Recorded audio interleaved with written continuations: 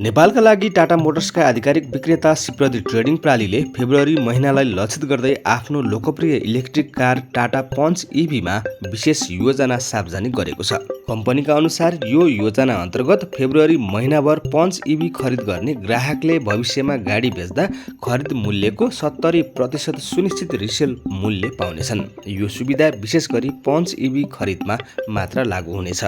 सिप्रदि ट्रेडिङको अनुसार यो योजना ल्याउनुको मुख्य उद्देश्य ग्राहकले भविष्यमा गाडी बेच्दा उचित मूल्य प्राप्त गर्न सकुन् भन्ने हो। फेब्रुअरी महिनाभर पञ्च इभी खरिद गर्ने ग्राहकले भविष्यमा टाटाको अन्य गाडी सार्दा पनि 70% सुनिश्चित रिसेल पाउनेछन्। यसले ग्राहकमा आत्मविश्वास थपिने कम्पनीको अपेक्षा छ। यो स्किमको विस्तृत जानकारी नेपालभरिका टाटा सोरुमहरूमा उपलब्ध छ। पञ्च इभी आधुनिक प्रविधि र प्रिमियम फिचर्स सहित नेपाली बाटोलाई अनुकूल भएकाले ग्राहकहरू माझ लोकप्रिय छ।